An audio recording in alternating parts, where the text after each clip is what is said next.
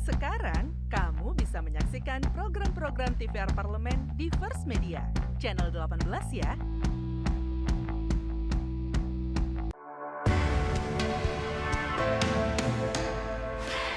Dari ruang sidang Senayan, Jakarta, menyajikan liputan langsung kinerja DPR RI.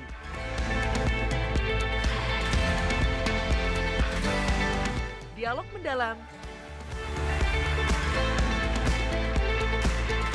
investigasi,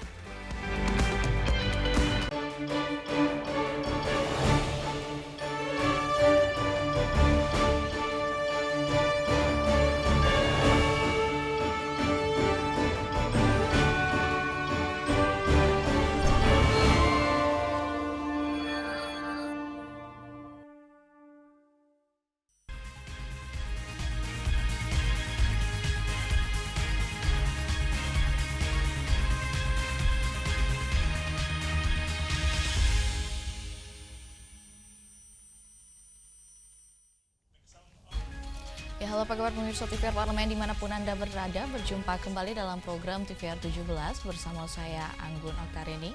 Nah pemirsa, dalam tepat pukul 17 waktu Indonesia Barat, kami hadirkan kepada Anda sejumlah informasi paling baru dan juga menarik seputar kinerja dan kegiatan dari DPR RI yang telah disajikan oleh redaksi TVR Parlemen. Pemirsa TVR Parlemen, inilah TVR 17 selengkapnya.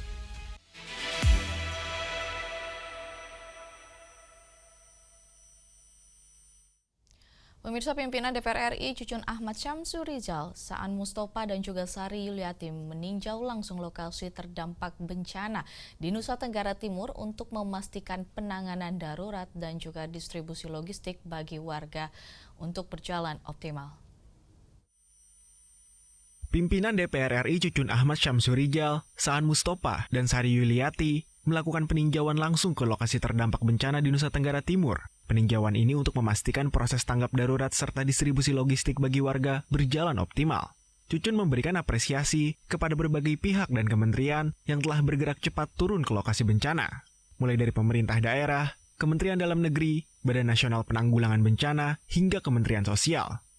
Kita ingin memastikan bagaimana tanggap darurat ini, kebutuhan dasar harus betul-betul terlayani dan tercukupi, terutama logistik ya, masalah untuk mereka karena terdampak gempa ini pasti untuk urusan makan, kemudian juga kandangnya, kemudian juga nanti kita lihat apakah pemilik kit dari BNPB, dari Kemensos sudah turun belum dari sentra-sentranya. Ternyata tadi masih bergerak malam ini. Tanggap darurat ini dalam waktu 1-2 hari ini sudah bisa masuk ke bawah dan kita apresiasi semua dari pemerintah yang sudah turun berbagi. Pak Mendagri ada di Manggarai Timur, di sini ada Pak Menko dengan Kepala BNPB, ada Mensos juga.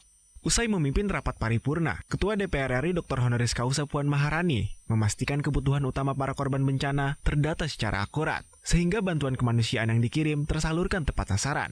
Tadi kami juga sudah berkoordinasi, kami akan mengirimkan bantuan yang kemarin sudah dicek apa saja yang dibutuhkan. Setelah itu baru kita akan melakukan rapat koordinasi lagi dengan pemerintah terkait dengan apa-apa yang kemudian dibutuhkan dalam proses tanggap darurat ini sehingga bisa dipercepat prosesnya. Tim Liputan, TVR Parlemen melaporkan.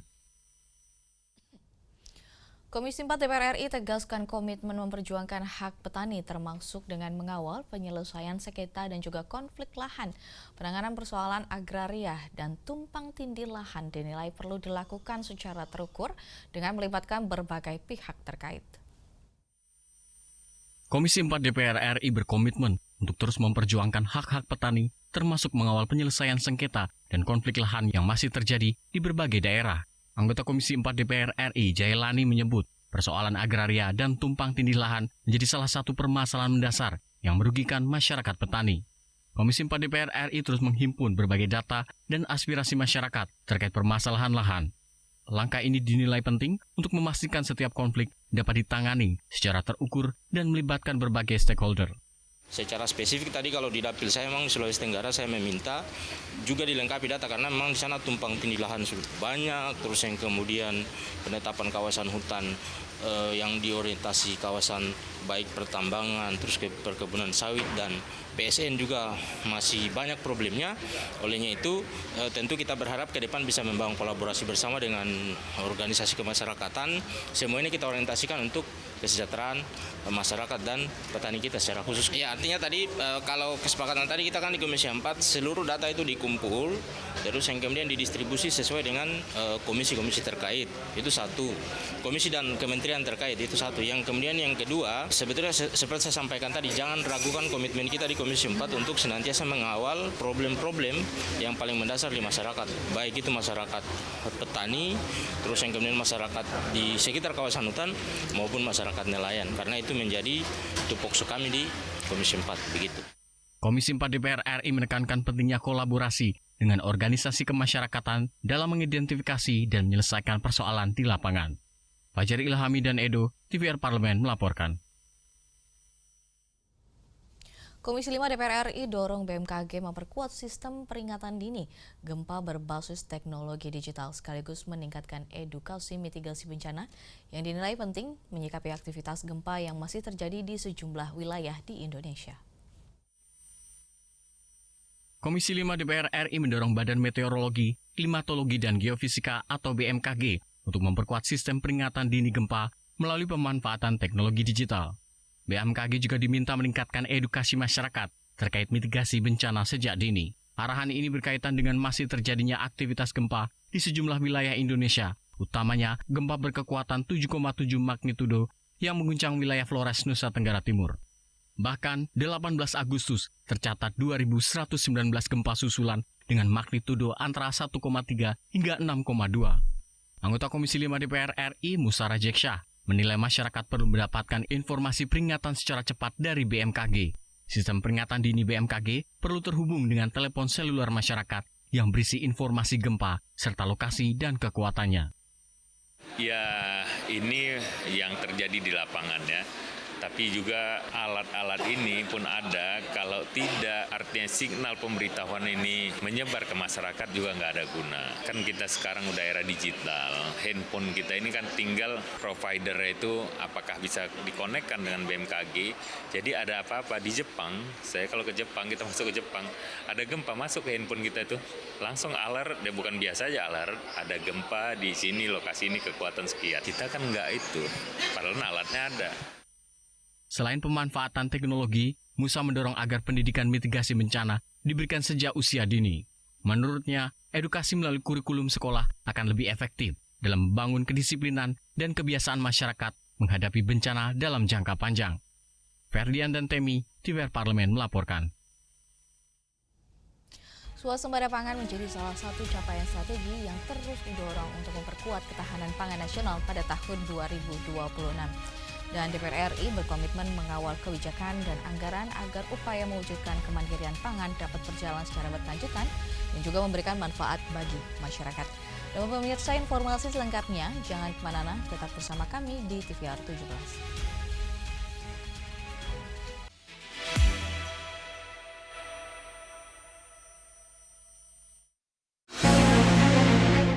Kita bisa bayangkan kalau misalkan di triwulan 2 kemarin ya pemerintah itu nggak mensupport melalui subsidi, melalui belanja sosial, ya pertumbuhan kita mungkin di bawah 5%. Kita berarti pertumbuhan ekonominya nggak berkualitas gitu ya Pak ya? Ya, saya mengkhawatirkan ada kualitas yang menurun. Kualitasnya yang harus kita benahi dan nanti strategi APBN 2027 itu menjadi penting gitu. Kalau kita nggak bisa benahi kualitas, betul, mungkin di permukaan pertumbuhan akan kelihatan cukup tinggi. Betul. Ya, apalagi targetnya 5,8 sampai 6,5 itu tinggi banget ya. Kata kuncinya sebenarnya hidupkan kembali sektor swasta sih sebetulnya itu. Kita tentu harus menunggu nih alokasi-alokasi, angka-angkanya yang nanti mungkin akan dibacakan pada pidato ya, lebih detailnya itu seperti apa gitu. Hanya di TVR Parlemen.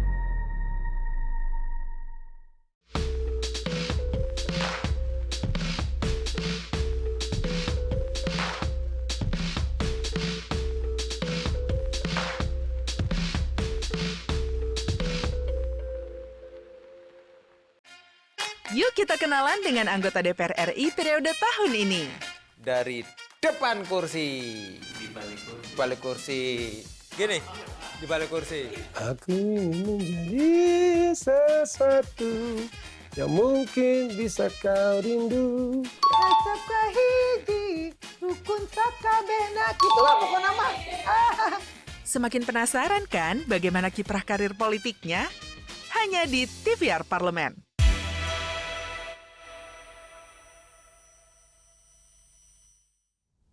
Masih bersama kami membahas terkait dengan capaian swasembada pangan menjadi momentum penting untuk memperkuat fondasi ketahanan nasional.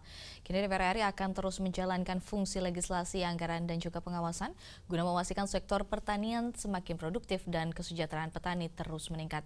Tentunya dengan sinergi pemerintah, petani, dan seluruh pemangku kepentingan. Kemandirian maksud kami, kemandirian pangan diharapkan menjadi kekuatan strategis Indonesia ke depan. Dan kita akan simak liputan mendalam yang telah dikemas tim redaksi TVR Parlemen dalam segmen editorial Parlemen berikut ini.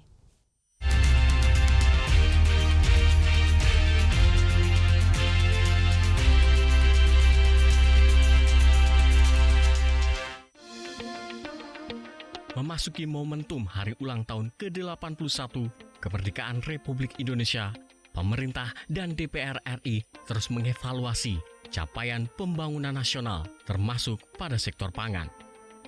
Mengusung tema Indonesia berdaulat, adil dan makmur, penguatan ketahanan pangan menjadi salah satu indikator penting dalam mewujudkan kedaulatan nasional, sekaligus meningkatkan kesejahteraan masyarakat.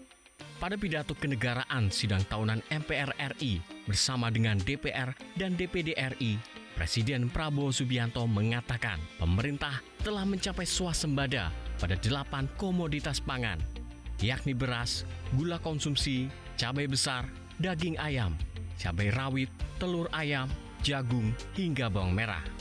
Kondisi pangan nasional saat ini dinilai berada dalam keadaan aman.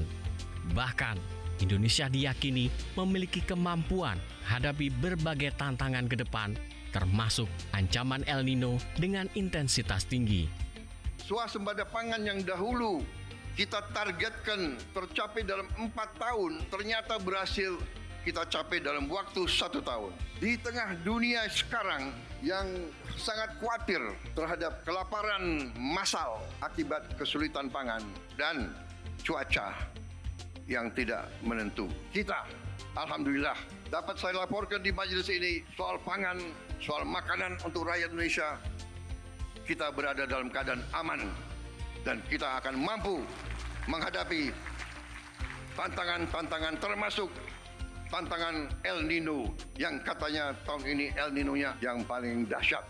Meski capaian program swasembada pangan tersebut mendapat penilaian positif dari DPR RI, pemerintah diharapkan terus melakukan reformasi tata kelola dan distribusi pupuk bersubsidi demi terwujudnya ketahanan pangan nasional yang berdampak pada kesejahteraan petani serta petambak.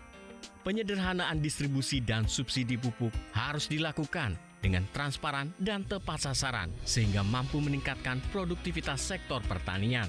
Secara keseluruhan kebijakan pemerintah baik di sektor pertanian, kelautan perikanan maupun kehutanan secara keseluruhan ya udah on the right track, udah bagus ya. Walaupun memang PR-nya masih segudang, kita masih impor gandum 100%, harusnya kita switch atau pindah ke sagu karena sagu itu jauh lebih baik dari gandum.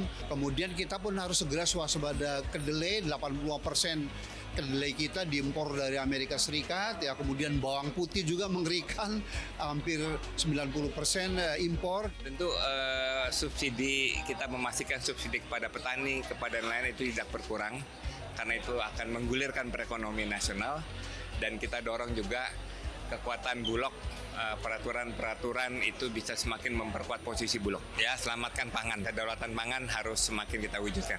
Ya, dengan kemandirian pangan, negara kita bisa semakin merdeka. Capaian pembangunan, termasuk sektor pangan, harus memberikan dampak nyata terhadap kehidupan masyarakat. Untuk itu, fungsi pengawasan DPR RI akan terus diarahkan dalam memastikan kinerja pemerintah sehingga dapat menghasilkan perbaikan kesejahteraan rakyat, termasuk capaian swasembada yang harus tercermin dalam APBN tahun 2027. DPR RI melalui fungsi pengawasan terus memastikan kinerja pemerintah agar berdampak pada kehidupan rakyat yang semakin baik. APBN adalah pilihan politik tentang kemana sumber daya negara diarahkan, siapa yang diprioritaskan, dan manfaat apa yang harus dirasakan oleh rakyat. APBN tidak hanya diukur dari besarnya anggaran yang dapat dibelanjakan. APBN harus dinilai dari kinerjanya dalam memenuhi harapan rakyat dan banyaknya kehidupan rakyat yang dapat diubah menjadi lebih baik. Arah APBN 2027 pun menjadi momentum untuk memastikan capaian tersebut berlanjut, sekaligus menjawab pekerjaan rumah pada komoditas yang masih bergantung pada impor. Dengan begitu, kinerja pemerintah tidak hanya tercatat sebagai capaian statistik, tetapi benar-benar diterjemahkan menjadi perubahan kehidupan masyarakat yang lebih baik.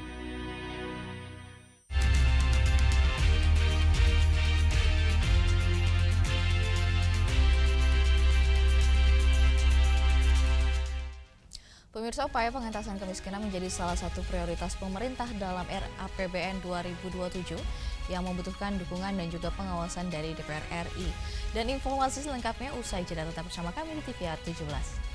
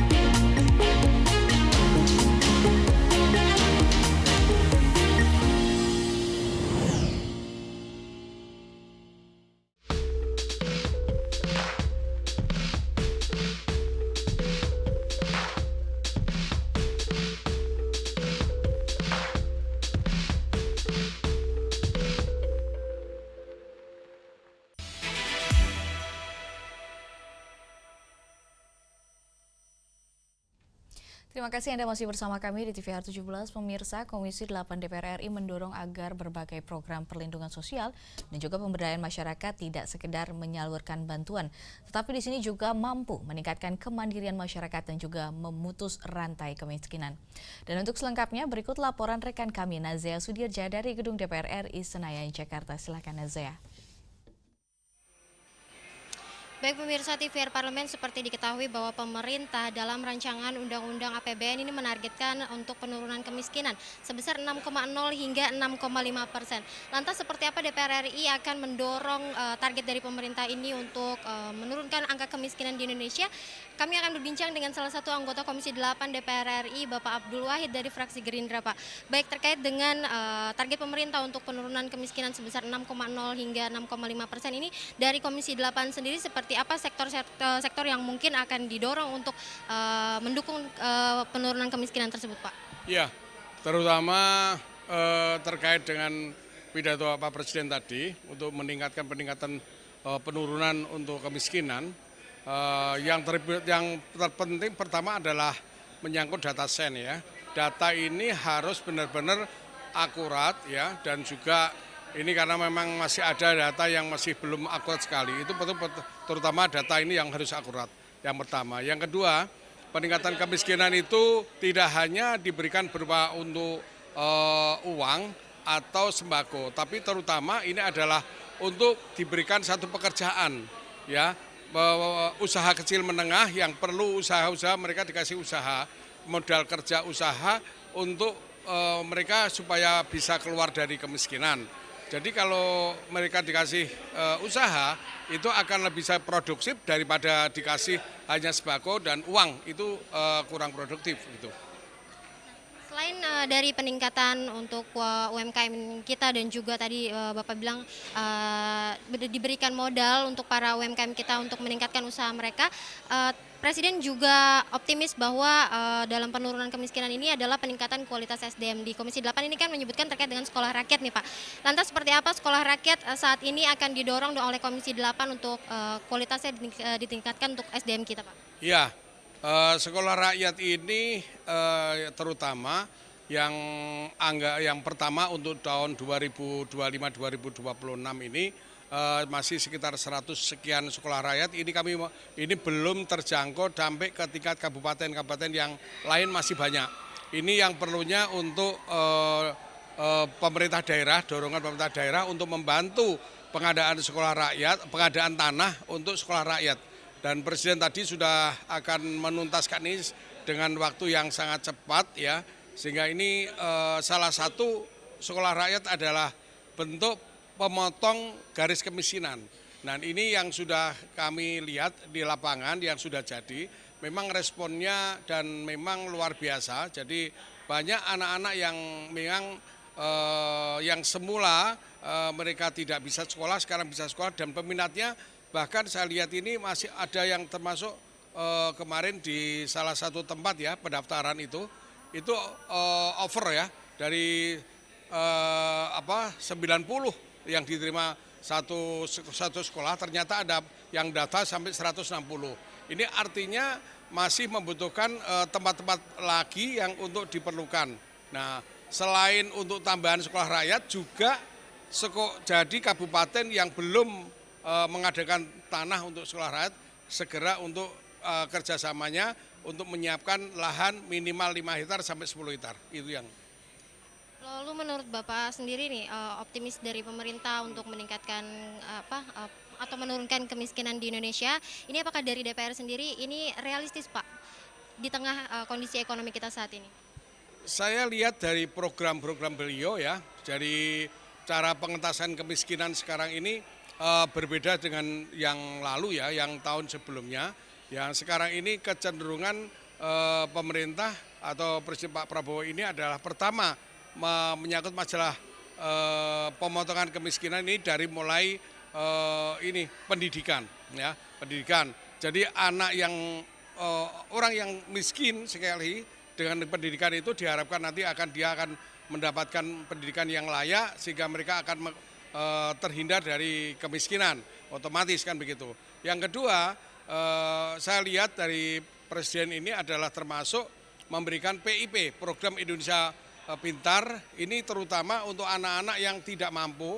Ini PIP-nya ditingkatkan baik itu sekolah dari Menteri Didasman ya, juga Kementerian Agama juga ditingkatkan. Ini artinya Presiden ini adalah untuk peningkatan sumber daya manusia. Yang ketiga, Presiden ini juga meningkatkan namanya untuk usaha kecil menengah. Jadi usaha kecil menengah ini terutama usaha kecil menengah inilah yang tahan banting, tahan terhadap ekonomi global ya, yang sudah teruji seperti tahun 98 itu. Ya. Terima kasih atas waktunya. Baik pemirsa, itu tadi wawancara saya dengan anggota Komisi 8 DPR RI Bapak Abdul Wahid terkait dengan pengentasan kemiskinan. Ini merupakan salah satu program prioritas dari pemerintah untuk di RAPBN tahun 2027. Tadi disampaikan bahwa saat ini Presiden memang berfokus pada peningkatan sumber daya manusia, kemudian juga peningkatan ekonomi masyarakat melalui UMKM dan juga terkait dengan berbagai program lainnya yang difokuskan untuk meningkatkan pertumbuhan ekonomi Indonesia. Dan pemirsa, demikian yang dapat kami sampaikan. Sekian dari saya, Nazia Sudirja, kembali ke rekan kami di studio. Selanjutnya pemirsa, apa saja yang menjadi sorotan di media online nasional pada hari ini? Usai jeda tetap bersama kami di TVR 17.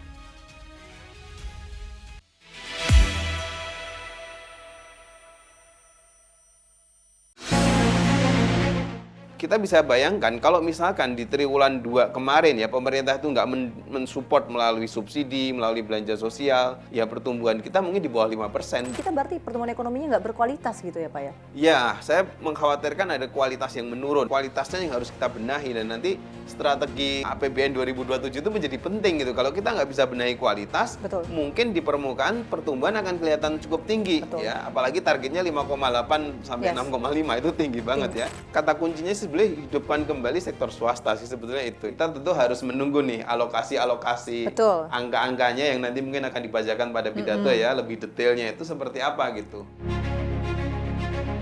Hanya di TVR Parlemen.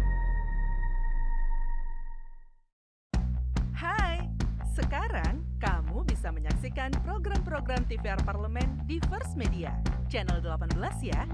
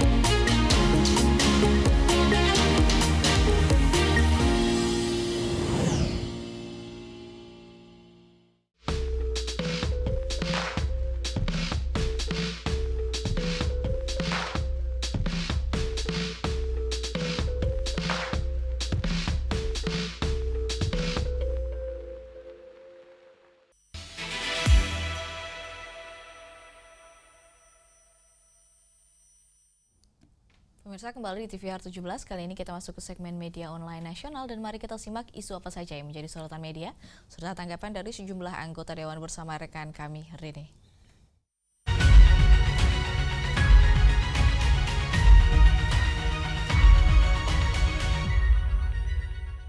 Baik, terima kasih rekan Anggun dan selamat sore pemirsa. Kita masuk ke segmen media online nasional. Berita pertama yang menjadi headline di media online nasional pada sore hari ini yaitu mengenai DPR RI yang resmi setujui 11 calon hakim agung dan juga 3 hakim ad hoc MA tahun 2026 dalam rapat paripurna. Kita lihat pemirsa di layar kaca.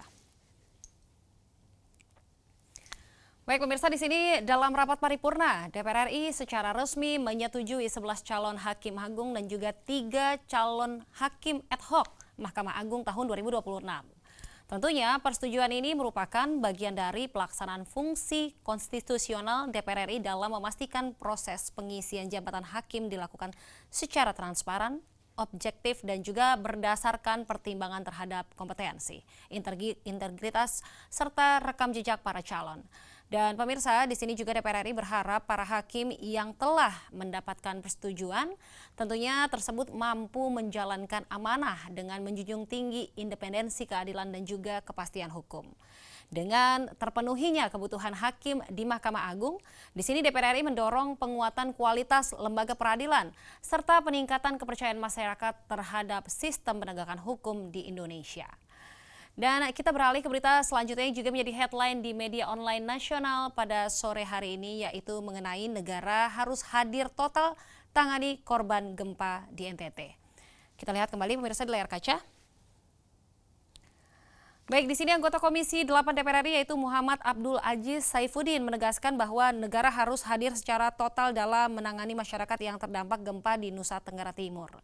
Tentunya penanganan tidak boleh berhenti pada respon darurat, tetapi harus memastikan kebutuhan dasar para korban mulai dari tempat tinggal sementara, makanan, layanan kesehatan, hingga perlindungan bagi kelompok rentan dapat terpenuhi dengan cepat dan juga tepat. Di sini juga pemerintah dan seluruh pemangku kepentingan didorong untuk memperkuat koordinasi agar proses penanganan dan juga pemulihan berjalan efektif. Kehadiran negara harus benar-benar dirasakan masyarakat, tidak hanya saat bencana terjadi, tetapi juga dalam proses rehabilitasi dan juga rekonstruksi hingga kehidupan warga kembali pulih. Dan pemirsa, di sini juga DPR RI akan terus mengawal upaya tersebut agar hak dan juga keselamatan masyarakat terdampak menjadi prioritas utama. Baik, itu tadi headline di media online nasional pada sore hari ini yang saya sampaikan terkait dengan DPR RI yang resmi setujui 11 calon hakim agung dan juga 3 hakim ad hoc tahun 2026 dalam rapat paripurna serta negara harus hadir total tangani korban gempa NTT. Sekian dari saya Rini Reski, kembali ke rekan Anggun. Terima kasih.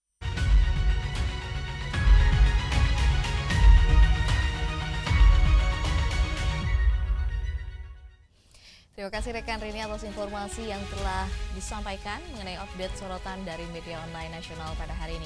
Pemirsa, segmen media online tadi sekaligus menutup program TVR 17 edisi sore hari ini. Saya Anggun Okarini beserta seluruh kru TVR Parlemen yang bertugas mengucapkan terima kasih dan pamit undur diri dari hadapan Anda. TVR Parlemen, referensi Indonesia.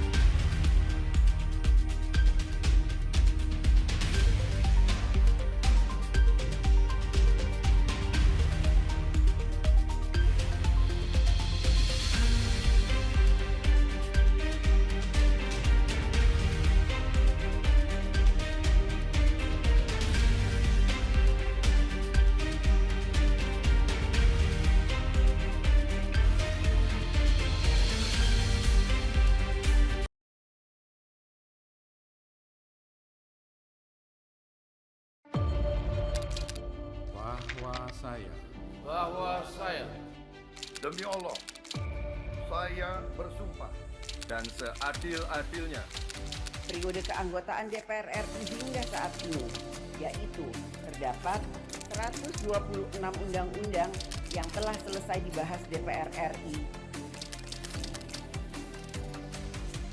Terima kasih rekan Elisa dan juga Dadina.